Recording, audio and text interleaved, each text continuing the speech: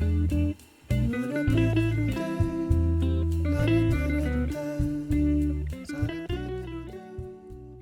I'm Ananya. I'm a junior content manager with Trip 101. Today, we're going to talk about an exciting destination, the country of Denmark. A few days ago, we spoke about Bhutan, which is also called like one of the happiest kingdoms in the world. And Denmark also has this famous tagline attached to it that it is one of the happiest places on the planet. I'm excited to welcome Nick, who's recently moved to this country. I'm curious to learn if her happiness has grown since she relocated to Denmark. Nick, welcome to our session today. I'm very pleased to meet you and welcome you to this conversation. Hi, thank you for having me. I definitely am willing and happy to share my experience because honestly, before this, it's like happiest place to be and to live in. Like, how true is that? So yeah, I'm happy to share everything with you. Surely, like moving to a new country comes with its own set of challenges, but if you're excited about it still a few months into it, that means that they're doing a good job for sure. Definitely. There's a lot of things that are different compared to my previous experiences living in different countries. I've lived in Malaysia and the UK for quite some time. So I have that as a comparison to how I feel in Denmark. The UK recently has been ranked as one of the least happiest places to live in. So I don't know whether this might be a bit skewed.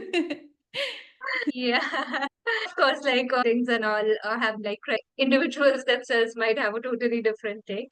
Maybe we'll discuss this a little bit later on. But first, Nick, tell us a little bit more about yourself. You said that you've lived in two countries before, and this is the third one that you're in now. Yeah. So right now I'm working in Denmark for about 4 months as a research assistant. I'm originally from Malaysia, so I'm Malaysian, Chinese, and I moved to the UK for my studies and now working here in Denmark. That's pretty cool. Tell us about yourself a little bit as a traveler. Like, why do you like traveling? How frequently do you travel? I absolutely love traveling ever since I was young. Every year, my family and I would visit our relatives in a different country. After that, I got into the habit of just, okay, now I want to explore this new place, not this new place. And whenever I travel, it tends to be in groups. So it would either be with my family or with friends. I tend not to actually travel by myself because I get a little bit scared. But surprisingly, when I first came to Denmark, it was actually my first ever solo trip. And honestly, I couldn't have picked a better place. I don't travel as much outside of Denmark after coming here. I've been just so content with how different everything is. Maybe I'm just trying to absorb as much as I can here. I think you're too busy exploring Denmark right now. It'll be a few months more before you actually start stepping out and seeing other things.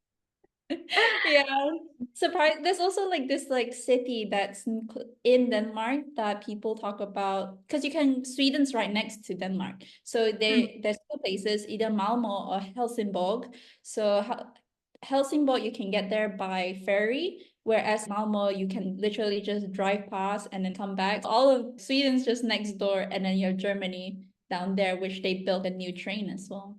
So Oh, oh, so it's pretty well connected if you want to hop over to another country as well. yeah. That's great. In these 4 months that you have been in Denmark, how would you describe these 4 months that you have spent over here? What's your take of Denmark? Honestly, I feel that Denmark is one of the most balanced work-life balance I've ever felt. It definitely emphasizes on life rather than work. You can tell that everyone is in this mindset where it's like you work to live and then you live to really do everything that you ever wanted. My stress levels has decreased dramatically ever since moving here. And people they like for context, people leave work at 3 p.m. on Fridays. And then like normally around then, like people still leave around 4, like Monday to Thursdays. So it's people emphasizes that okay, if you're sick, you can go back, and there's lots of flexibility here. And Even just like the scenery, everything is very serene and peaceful. It's almost like you're walking in the movie every day. That's fantastic. You're walking in a movie also, and your work doesn't leave you stressed. So your mind is free to explore as well. Yeah, I think because even when work is challenging, people knows that like it's healthy to have lots of hobbies. So there's lots of different shops that allows you to explore. So there's like board game cafes, there is like pottery classes all around because ceramics is a big thing in Denmark. Like in Copenhagen, there's like beautiful like pots, like clay. How to say you the utensils cups and vases and all that, and then like even glass blowing stuff. Like these are open like in other places too, but in Copenhagen they have so much emphasis. They have the concept called hygge. It's like the Denmark version of ikigai in Japan. It's basically lighting a candle inside your home and that cozy feeling you get from doing that. That's how Mm. they want to embody their whole life, essentially. I'm glad you're settling in so well in Denmark. So you're based out of Copenhagen now, like the capital city. I'm based like a town slightly outskirts of Copenhagen, but I frequently visit Copenhagen. Let's come back to that solo trip, your first solo trip to Denmark. When was that? So that was around the beginning of March this year. Were you visiting to explore it as a potential country that you will move to, or what was the goal of that trip? The main reason I went there was to do my visa application for my current job. It was cheaper for me to come over here and do it then and go through the process and also take that chance to explore the city more since I will be moving over and see my workplace. It was Hmm. also like a quick weekend trip. It was good because it was my first time in Denmark. Before Hmm. that, I went to Sweden and Norway, but never passed by Denmark. And it always seemed a bit like, what is there to do here? So, yeah. Okay, so it was like your first impressions trip that you were doing, Yeah. just getting a feel for like this country that you're going to be moving to soon. And then I'm sure like you walked away with a good feeling. That's why you Yeah. ended up taking the job at Shifting. Exactly. And I've been doing some research and saying if I ever want to do a solo trip, it'd be worth it to do it in Denmark. Because like everyone who I've talked to who has visited here before that, they say that it's so safe. Everywhere you go, you don't feel scared. So it's just like, okay, I think this could be a thing. Yeah. In the 4 months that you've been in Denmark now, how much of it have you been able to explore? Actually, I haven't done as much exploring than what I initially expected, but I think I've gone and seen a decent amount. I visited a couple of neighboring cities around Copenhagen. During my trip in March, when I came to Copenhagen, mainly explored within the city itself because it was a short time and I wanted to hit the main tourist attractions just to be like, okay, what am I gonna do here? I'll see this and I'll see that. There's lots of different castles. That was my main things I was looking at. Okay, let's talk about the main cities that you visited and the attractions in just a bit. But before that, I want to know about how do you find the weather in Denmark? Is it like always very cold, or do you, yeah, is weather challenging? So far, I've been living in Denmark, it's during the summertime, and honestly, the summertime is probably the best time to be in Denmark. I have no complaints much with the weather. Only recently it started to rain more, but I heard that during the winter it starts to rain and get gray a lot more, so it's a bit hard to enjoy the outside as much. During the summer, it was a nice, comfortable temperature. So there were days I could wear a t-shirt and shorts, walk around freely and still feel like the warmth. But then like when I have a bit of wind and it's just like a decent, like a fan is constantly blowing on you. So it's quite nice. All throughout these from May till now, that was pretty good. Now in August, it's starting to get colder where people are wearing winter jackets already. Mainly because of the storm that's been hitting Denmark couple days ago. By February, around that time, it was still at the end of winter. When it rains, the next day would usually have this fog and mist that's quite strong. Even when you're walking, you can feel like, oh, the buildings around me is it has like a filter kind of feel to it, which is why I also say it feels like a movie because you're like, I'm in the scene of Twilight. But yeah, I didn't expect that. But it's a nice balance, I would feel. And also maybe because I've been in the UK where I'm used to the gray weather, that it isn't as big of a hit to me. So I think when you did your solo trip, that was around March. And from March to September are good months to visit because it's summertime and it won't be that cold unless it's raining heavily. Yeah, so from May till end of July, I would say would be the best months. Okay. Mhm. So when you visited back in March, when you did your solo trip, it was rainy weather back then. It was rainy weather. And when it was sunny, it was amazing. It was still cold enough that you could wear your winter jackets, but not too cold that you feel like you don't want to walk outside. So that's a decent time if you want to explore Denmark. You still also get that cold air kind of thing. Because some people Mm, like their destination. I think around that time is really good because there's not a lot mm. of tourists during that time as well. And then you're yet to experience the winter months, but those are probably not a good time to visit because it can get very cold over there. From what I've heard, everyone is always saying just wait till winter. So I have no idea what I'm gonna expect, but I heard that it snows here. So that's what I'm excited for. I'm sure it'll have its charms. Like you said, some people do prefer winter destinations. So, yeah. So, let's go back to the monuments that you were able to visit when you did your solo trip, some of the palaces, because I think Denmark has a lot of those attractions because of like the royal family that's still active over there. Yes, so there's the few places I went is the Round Tower, which is also called Rudentan, the fort, the not fortress, Kastellet, which is the citadel area that used to be like their military force base Mm. when they were in war, but it wasn't really used much, so it just got left there. So you can see the buildings are still very much intact, like they never got used. But it's a park where people like to walk around. Then there's Christian Bow Palace, Rosenborg Palace, and Amelia Bow Palace. The royal family is staying in the Amelienborg Palace. You can see the changing of guards there, but during the summer, the small portion of the palace that you can go in and they allow tourists to have a tour and explore what it's like and tell you a bit of the history about the royal family. Because the royal family, they moved to their summer house by then, so they're like, you won't disturb us, so it's fine if you come in. I think it's pretty much closed off. And Rosenborg castle, most people would just go there for the garden because it's very big and spacious. It's a very nice picnic area. During the day that I went in March, it was foggy, so I couldn't really get too good of a view, but it was still quite prominent. And you're like, ooh, very pretty. It's free entry if you go to the garden space only, but if you want to go in, then you pay. I didn't manage to go in that time. Okay. Then there's a few other notable places, the iconic Nyhavn, which is the harbor, and also Freetown, Christiania, which is the lawless area within Copenhagen. Okay. Nijmegen is the one which has the colorful houses, isn't it? Like the harbor Yeah. has. So those houses that we see is actually all restaurants. And then yeah, so the whole time I thought they were their houses, but then when you go there, then you're like, oh, actually, they're just places to eat. And I tried eating at one of the restaurants, and I was like, this is so overpriced for the quality of food I'm having. It was still good, but am now broke from this meal, so I will be eating outside of that haven if possible.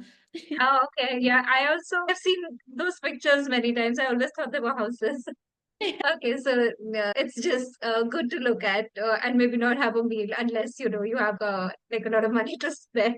Yeah, a nice thing is that they have these canal tours as well. So they're quite cheap. I think they're around 3, 4, 5 pounds per person. And then they bring you to all the different sites from the water area, like can speak in different languages, English, Spanish, and Danish. It's a comfortable seating area as well. So when it's sunny out, I think most people should definitely try that when they're first coming over to Denmark. A good way to relax and see the sights as well. What else did you explore in your when you were doing your initial trip? So in my initial trip, the one of the main thing that I really wanted to see was the Christiania. Christiania, like I said earlier, is like a lawless area. I found out about it through TikTok. The Danish locals were saying if there's one place that everyone must go, it is Christiania. It used to be a military base, which then got vacated, and now squatters stay there, so just other people. And then over there, they have the laws of Denmark does not apply within this like small area within Copenhagen. So they Okay. have like 9 rules that they have like on a poster around there, and you're not allowed to take pictures, mainly because they want you to take a picture and then they're like, oh wait, I see that guy in the background.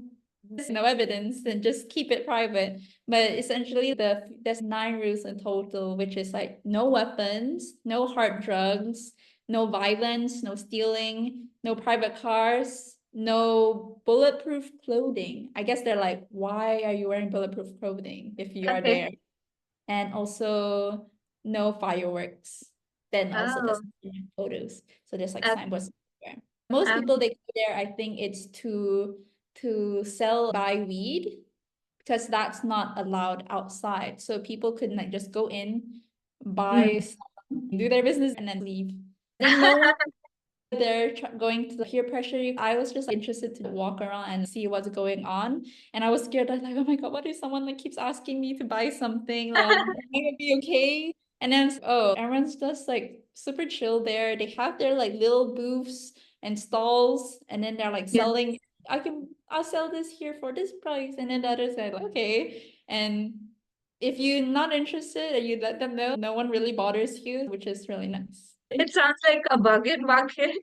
Yeah, it actually feels like it because some of their stalls are really, you can tell it's really random. It looks like a one pillar. It's just like box like that, and then they just put their stuff on it and be like, hey, that's not even a proper stall, but hey, it works. Yeah. This place like live up to your expectations since like a lot of people said that everyone must go over there. So was it something that you also thought that people should go? It's definitely, I think the concept of it is you must at least go to it once to see for yourself. Even though this place does not apply the law, it's generally safe and you don't feel too, it's just, ooh. And then the whole architecture around that area is slightly different as well. I guess because it's like more of like back then. So there's like big statues of like I think dwarves or something. I don't really remember, but it's like they have like lots of graffiti, like a small skate park. And then I think there's also like a restaurant in Christiania, which I've seen like another TikToker eat before, and it looked pretty good, but I don't know how comfortable I would feel about eating there. But everything looks, it would be nice to see at least once. That's what I would Okay. think. And it's free to enter. Yeah, it's definitely a unique experience, something that you should go and see for yourself. Okay, so in that first trip that you did, you were mostly in and around Copenhagen. Once you moved over here, which other cities or towns have you been to or gone and like seen a little bit of? So another town that I've visited once I've moved here is Vibeke. I think I'm saying that right. It's basically this small coastside town. So there's a metro you can take from Copenhagen that has a direct path to this town. It's Mm. Vaebeek. There's this one little cafe next to the winter diving club. And they sell these like little open face sandwiches, which is very popular in Denmark, which is målbrød, which is just literally translates to open face bread. But the unique things about this place is that when you go around like for brunch time morning, that you can have like a selection of the different types of ingredients that you want to have on top of your bread, and then the bread comes separately, and then you can put to how you want. So not Oh, all of it has to be savory. Some of them can be a dessert. One time I got the strawberry cheesecake kind of situation. You could either eat it on its own or put it on your bread to have a new taste. And I'm like, yeah, but it was nice to have the option, and the price was decent. And the cafe itself was next to a beach area. that I found Mhm. people like their kids like who's picking up like crabs. Like and they're like decent sized crabs. And then he's like have putting in a bucket, he catches, put it in a bucket, and then once he's done playing with it, he throws it back into the ocean. Or you can just sit there and chill. But yeah. Oh, these kids are quite the daredevil. Yeah, I was like, I don't know. Back home, I feel like we'll catch it and then we'll probably cook it. Yeah, sounds like a fun place. Apart from this coastal town, where else have you been? I haven't been to too many cities Okay. outside of Copenhagen. One place I went is Helsingør. Helsingør is the place where you can get the ferry to Helsingborg in Sweden. Mm. The boat ride was around 30 minutes and the price was cheap, around £5 in total, like for one person for one way. And I was like, okay, this is so amazing. Around the area, if you want to explore Helsingør, I didn't get to see much, but there's like a nice castle that people usually goes to or eat. But most people that from what I've heard, is that they go from Helsingør to Helsingborg in order to do some shopping because of the currency, the exchange rate. So it's Ah, almost like a discounted price when you shop in Sweden, and it's easy to get there, then you can just do a day trip. Because even to Copenhagen to Helsingør, it will take maybe like at most an hour by train. The public transport here is like super good, so you could go anywhere in Denmark quite hmm. easily. If you can just like hop over to another country with about £5, then that's pretty great. Like it is an Yeah. opportunity that should be explored. And for anyone who's visiting, since they'll have the Shenzhen visa, it must be easy. There won't be any challenges about that at all, right?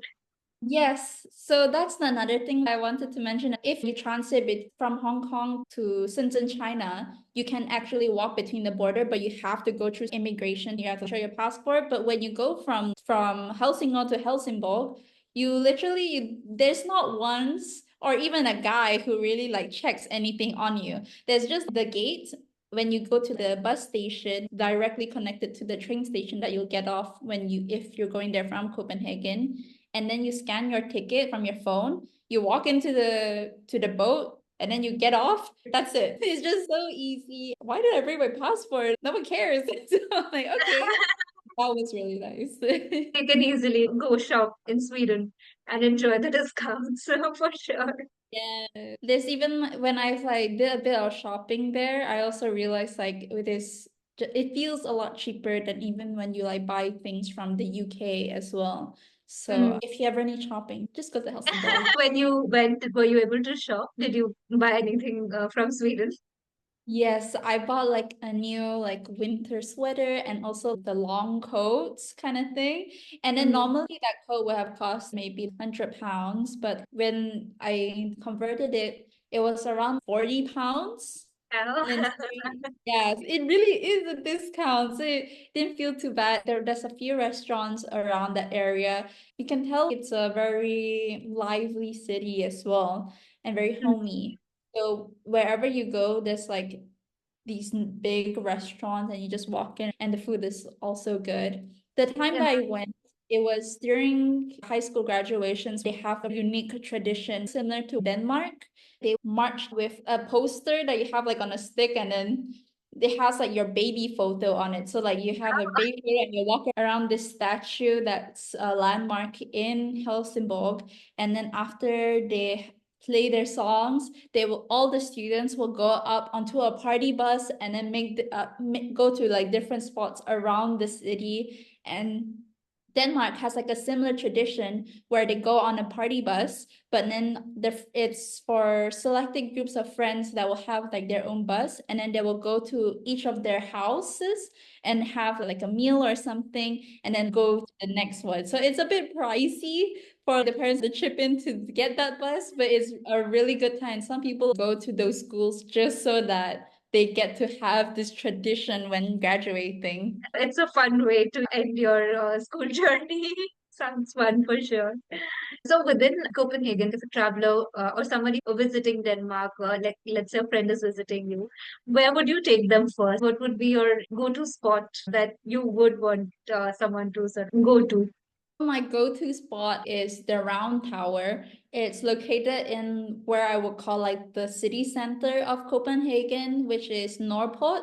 Nordport is where all different types of public transit set. So the metro, bus, trains, it's over there. And when you go in, this round tower is like right in the middle of the shopping area. And the reason why I like to bring people there is that you get like a really nice like sky view of Copenhagen. Occasionally I just go there, pay the price, go up and then just sit to think.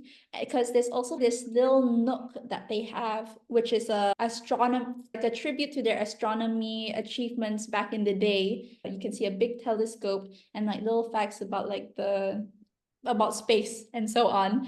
And really cute and very nice and very calming. And the stairs literally is just round and round. So at most part, like even though it looks accessible for people in wheelchairs in the beginning, but when you go to the very top, there is a small narrow staircase you have to climb. And because it's narrow, they have a little traffic light to make sure that people one direction is going up or down at a time. You have to be able to walk, unfortunately. Hmm. But It's an old structure. yeah, it Yeah. is an old structure and there's I guess it can't take it down. Another Yeah. place I would bring them is to Amelia Bowl Palace because the change of guards is really nice to watch. There's a lot of music going on and they turn around the center of the different palaces. It's really just nice to like just take a look and it's like a go-to. Okay, as a tourist, I would like to see here. Is Yeah. the change of guards like a daily affair? Does it happen every day? I think they have smaller ones from day to day and bigger ones during the weekend. I'm not sure about the scheduling, but it differs between the times. So they will have the Ah, big one in the morning. so those are your two spots, the Round Tower and the Amilienburg. Yeah. And And do some shopping around like Nopot area. Because also next to the Round Tower, there's a couple of places to eat that I really like, and one that I recently found out actually. So there's a capybara themed restaurant right next to the Round Tower now. So when I first visited Copenhagen, I ate in the same restaurant, but it used to be a burger place. When I passed by recently, there's this really cute capybara mascot sitting outside. It feels a very almost like Taiwanese kind of restaurant. Like the meals were more Asian, so it's like Japanese noodle rice bowls, Taiwanese bean broth, but the flavor was really good and it's just oh so good, nice to just ever missing like Asian food when you're visiting. And also outside of it, there's this really popular hot dog stand. So hot dogs is popular in I think this the northern Europe. So when Iceland, Denmark, Sweden, Norway, I feel like they always sell hot dogs. This was like another go-to thing I had to try. What's on it is fried onions, mustard, a special sauce, pickles, and other things. When you eat it, you're just like, wow, this is really good hot dogs. It's called DOP, the Organic Hot Dog Stand. If you type it in, you'll see oh, it. It's in a food truck almost. They don't have a proper restaurant, but they're always in the same spot. that's why the Round Tower area is your favorite because it has a lot of your favorite foods. I'm curious to know like a little bit more about Danish cuisine. If someone's visiting, what should they try when they're there? I think when for Denmark, when I first visited and met someone I knew, he told me first straight up, he was like, Denmark, we're not well known for food. So Okay. that's not a big thing that people come over to specifically try or look out for. So when it comes for like main course dishes, there's nothing that's like particularly stands out. There's like the open face sandwiches, which is a popular traditional food because it's served on rye bread. Rye bread is another big thing here, which can take an acquired taste to like they tend to be on the more pricier side. But inside Nopal area, there is like a market that you can go to, which normally sells these. Over there, at least you can have a selection if you go to Vivek, which I feel like is a lot better to have that experience and like a reasonable price for the selection you have, then that'd be Mm. a good place. Apart from that, like the Danish pastries, I think that if food wise, Danish pastries is probably like the main thing you probably like want Okay. to focus. It There's two brands that I've tried. One is called Boca and Heart. Heart is the first Danish pastry place that I ate when I stayed in Copenhagen because it was not too far from the place I was staying at. And the pastries were just amazing. Every time I go to a bakery, all of them has just been so good. I particularly, you should get the ones with the sesame seeds on top because I feel the flavor usually gets very muted or dies off during that process. But when you Mm. eat those pastries, you can really taste it and it feels very fresh. So all of them are freshly made like the day of. And also another one is the cardamom pastries, which taste like cinnamon rolls but cardamom, and it's just so good. So the open-faced sandwich, the hot dog, and the Danish pastries, I think these are the three go-tos. And if you're in Northport, then Boca is right there as well, which has a croissant, and usually they have their creams inside. More reasons to go to Northport. It's just everything. Yeah, definitely. Even if they're not known for their food, they certainly have some that can be enjoyed when one is there. Yes, Yeah. definitely. A little while ago, you were telling us about how good the public transport system is. I'm curious, whenever you read about Denmark, bicycles always get mentioned. I want to know a little bit more about that. Is this some activity that tourists can also indulge in, or what's the deal with bicycles in Denmark? So bicycles, they are a huge thing and that I didn't expect when I first went there. So I always thought, oh, Amsterdam, the bikers are crazy there like this. It just goes in huge packs. And then when I went to Copenhagen, wow, it's a bigger activity than I expected. So even when I like Googled it, because I was so shocked, I was like saying, yeah, Copenhagen is actually like number one in the most bike friendly places, Amsterdam being second. And I was like, wow, that's really crazy.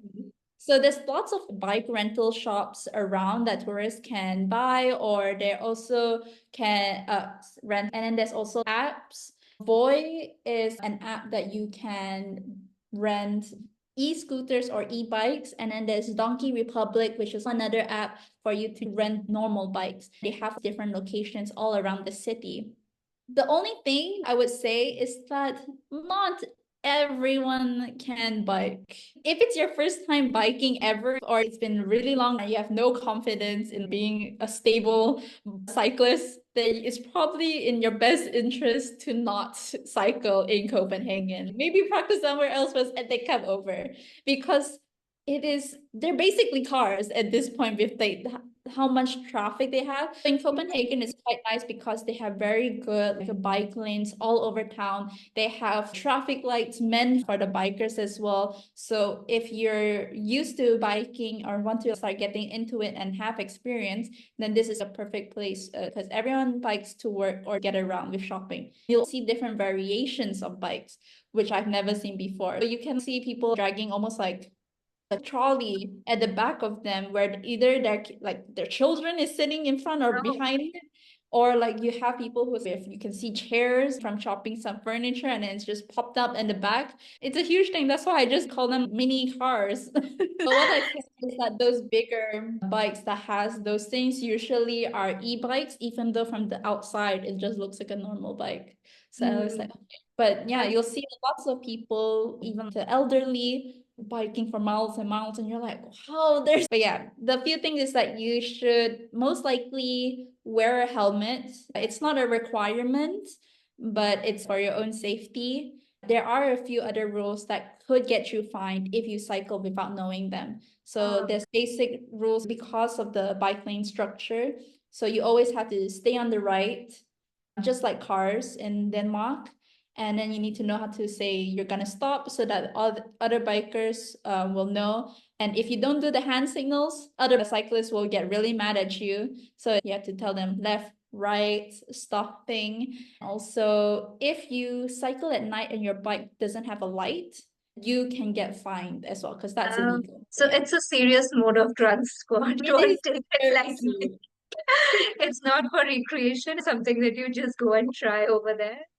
It's you're a driver, so you need to Yeah, follow the yeah. traffic rules. Yeah. Are you cycling to work already? Yeah, I've been cycling to work, but during the summertime, I've been taking a break and just walking because I live quite close by to it. But recently, I'm just like, okay, maybe I should start getting back into cycling. I was always a little bit confused about when they say right, is it where you can stay on the left side of the road, but on the right side of that road? The main reason I stay right is so that other people behind you, if you're slow, then they can overtake you from the left. So we're Hmm. similar to cars. But then I think I realized recently that you need to stay at the actual right side of the road. Because I've gotten some looks, but no one will really confront you much if they like if nothing big happens because Danish culture itself, they're more reserved in a sense. Hmm. Some people have told me it's like almost they're afraid of conflict. So even if like you did something that they don't like, unless it's like super serious, then they won't say it to your face or say anything. They'll probably just take a look and be like, okay, my God, that person, and then move on with their day. Yeah. That's probably why more people are happier because no screaming and shouting is happening. Definitely. It's quite alien for me being from India because road rage is a huge deal over here. Like anyone and everyone. Yeah. I mean, Yeah. you don't have to be on the road for even like 5 minutes to realize like anyone and everyone can scream at you for sometimes following the right thing, but at other times not following the right things. It could go either ways. Yeah. It's like when I came here, I was like, it's so quiet and peaceful. It's like it feels strange almost. Because even when you expect like drunk people to be loud, right? But even drunk people here are really quiet. I was just like, I'm confused. You're probably like at that point you're expecting some conflict to happen, but then by not doing anything, they confuse you. So you self-reflect, what did I do wrong? That's one. Cycling is a serious activity. Do it at your own risk as a Yeah. tourist in Denmark. Okay, that's great. And I want to know about possible places to stay while visiting, let's say Copenhagen. When you first came, where were you staying? So I stayed in a hostel called City Hub Copenhagen. The main reason I booked is that one, it is like it felt like a capsule hotel kind of situation that I always see online. I'm like, okay, now I want to try it. And also, despite it being a hostel, you still get your own space, like in your own room. So you're not sharing with someone technically, which I really like because it was my first time solo traveling and I just did not liked sharing my place like with someone else. And it's also really cheap compared to the other hotels out there. So if I wanted the privacy I wanted, this Hmm. was a good place to be. The only thing is that we had to share the bathrooms, but that was fine with me.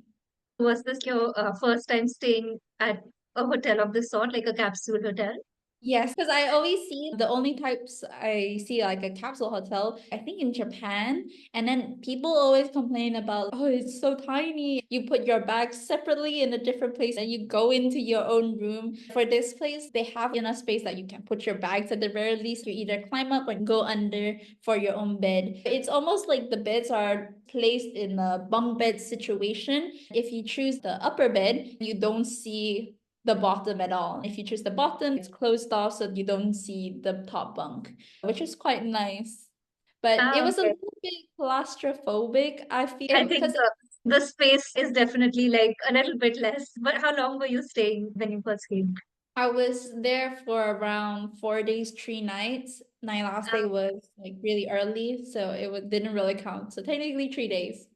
Yeah, I think for a short trip, it's still okay to stay, but if it's a like an extended stay, then definitely it can get a little Yeah, difficult. for sure. There are like bigger rooms as well. So for if you're traveling with up to I think it's like for 4 people or so. Then they have a bigger room at the corners for people to stay in together because like right now it's one.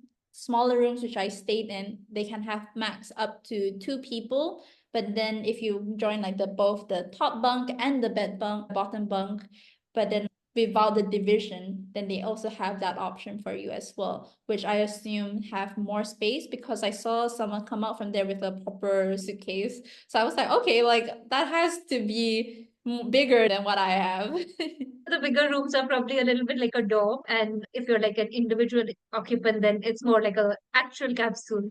Yeah. What about the other amenities over there? The shared facilities that you had to make use of, were they all right, or did you find any challenges?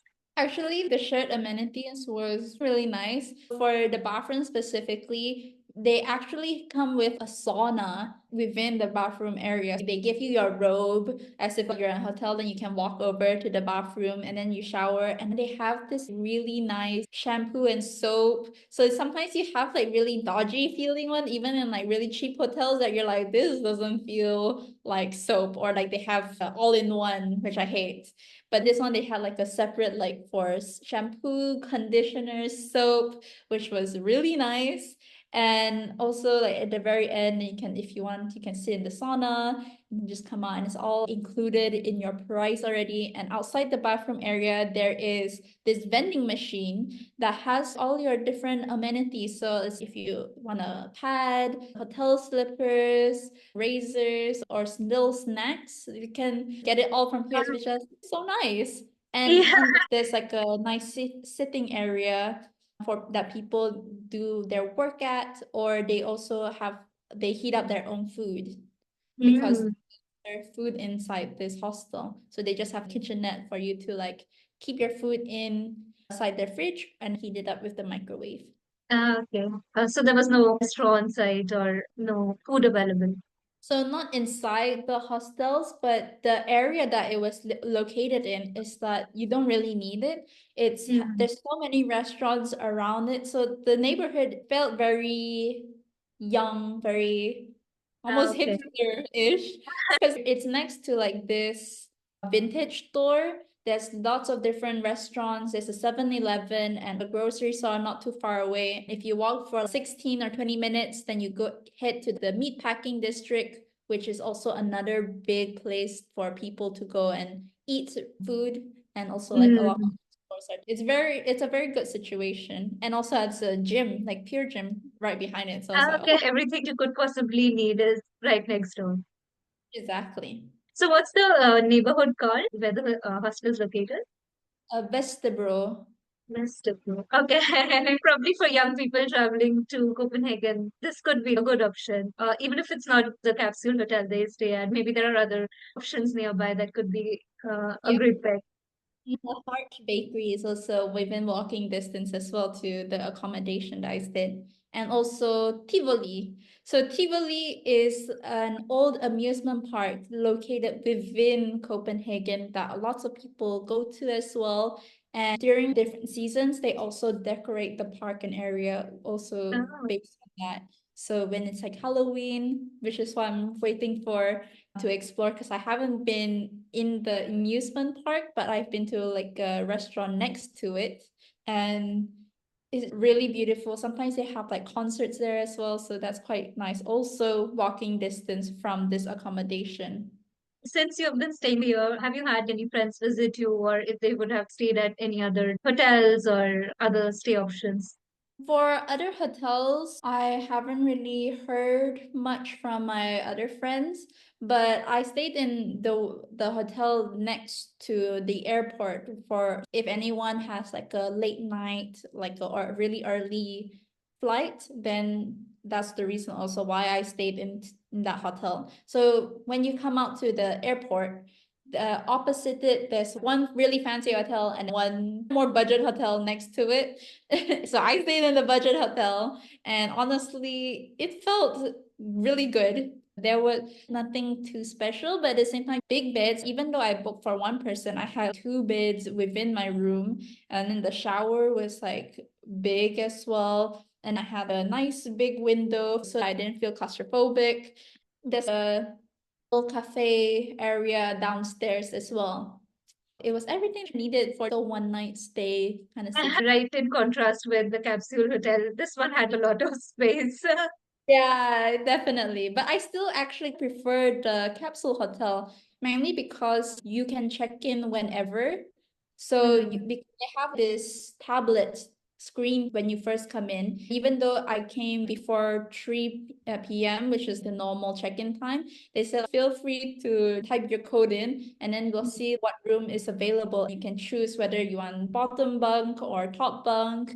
And then if there is no rooms available, there are these huge lockers that you can get for free as well. All of this is included in your, oh my gosh, it was just so shocking to me. You can just put your bags in, and if you go out, so that you check out already, because checkout is at 12. So you can still use those lockers with this wristband you get when you check in, that you Mhm. also scan based on the touchscreen area. And everything is just super easy. You just drop it off later when you get your stuff out. Normally, if when you go to the other hotels, when I try to ask for like a check-in or earlier check-in, even though I was willing to pay, they're like saying, no, you gotta wait. Mhm. We just don't allow this system. And I was just like, okay, that's fine, I guess. So what it lacks a little bit in terms of space, it more than makes up for in other ways. And that neighborhood definitely sounds like a cool, hip place to be for sure. Yeah, Yeah. definitely. So we're now coming towards the end of our conversation today. And I want to ask you, like, tips that you would like to share with potential visitors to Denmark, anything that they should know before they're coming, or something that they should not forget to carry with them. Like, what would your suggestions be for someone who's coming to Denmark? So my tips is one, you don't need cash here. Mm, You don't need to exchange it. Trust. You just have a card that you can pay, preferably Visa as well, because like sometimes they have a bit of a exchange, like an extra fee for foreign cards. But even if you mm, have it from a Danish bank and it's like MasterCard, they still charge that fee. It's a hidden fee on your receipt, but it's not too big. But yeah, just as long as you have Apple Pay, some card, then you're good to go. I think they try not to accept cash as well because it makes life easier and people just don't pay in it. And then two is that if you're here and don't want to cycle, I would highly recommend using the public transport and don't buy the ticket from like the ticket machine. Just use your app. So there's this app called Dot and DOT, and that's basically like the public transport app, which is all inclusive. When you buy a ticket, it will include the bus, the train, the metro in it. And all you need to do is enter your current location and the destination that you want, and it will automatically calculate the route that you want to get to. So you don't need to worry about it too much because when you go to the machine, you have to first keep the paper item on with you everywhere, and also you need to search like what zone it's located in. And when you're traveling there for the first time, especially, you're like, I don't know what zone I'm in and I don't know where else. And the ticket machine is only like you can find it in the metro station. So when you go to buses, they don't accept card payment, or as far as I've seen, like no one pays on the buses.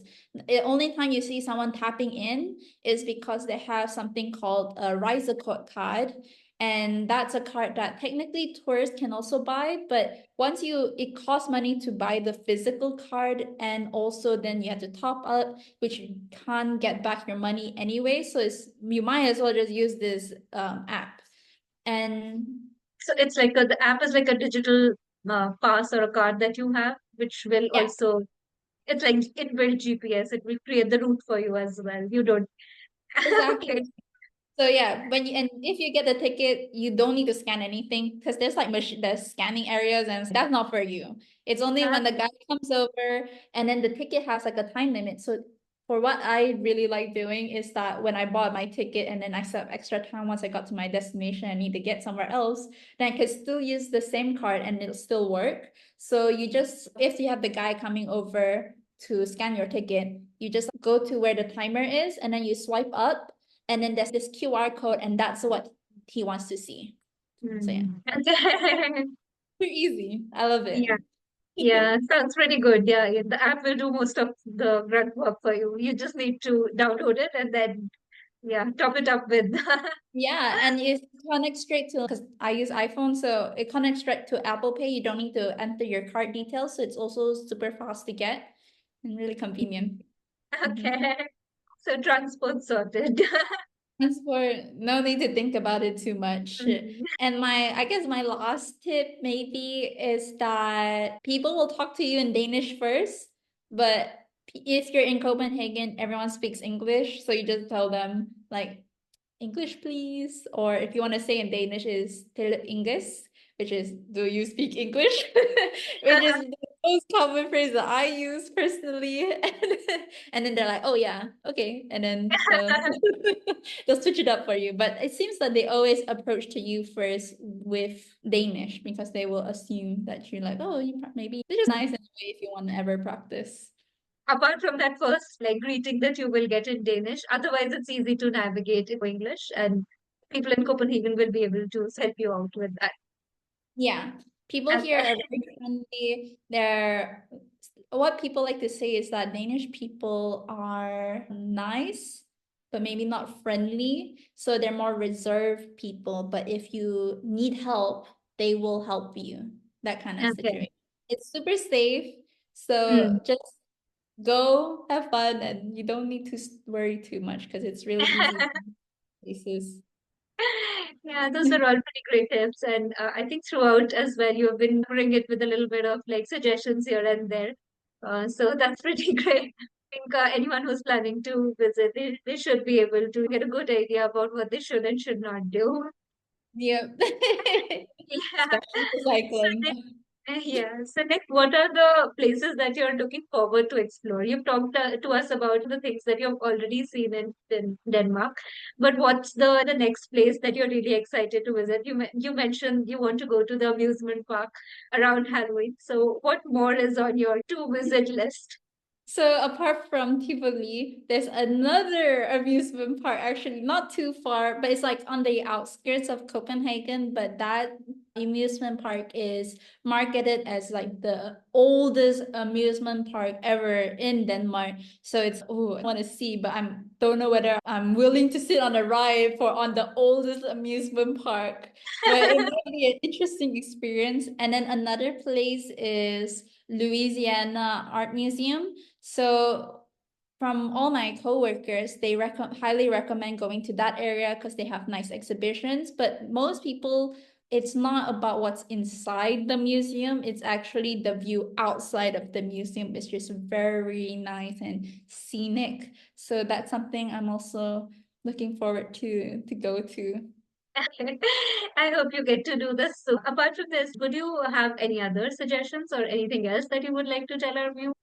If you're ever going to Copenhagen, really just go over and you don't need to hold onto your phone too tight because no one's going to steal it from you. So, Place to visit, especially for travelers. Yeah. So, from your 4 month experience, what would you say is like the best thing that you like about Denmark? Like um, something that makes it special for you? honestly, I really like their culture here, the people here. Even though I've met some suspicious people, but overall, like the general population of who I've met and connected with, I just feel like the culture that they have is so cozy and feels so right. The Hug concept is essentially that they really take care of their home, their family, themselves, because life can life will always have something going on. And if you don't stay present and cultivate the connections that you have, then what for are you working so hard at work when your own private life is in shambles? And Hmm. that just feels just amazing to hear and even carry forward into wherever else I go to. It's like definitely a like a great principle to live your life by. Apparently, they have a department called the happiness department that other countries come over just to visit and learn more about how to be happy. So that's something that we don't. So So I hope that you continue to have more adventures in Denmark and you continue to grow in your happiness quotient as you live over there. But thank you so much for joining us today and sharing your experiences with us. I'm sure that our viewers will find all the information that you have shared today very helpful. So thank you so much for that. you're welcome. And thank you for having me. I'm very excited to be here and just so grateful for sharing my experience with you. Yeah, right. So with this, we will sign off for today.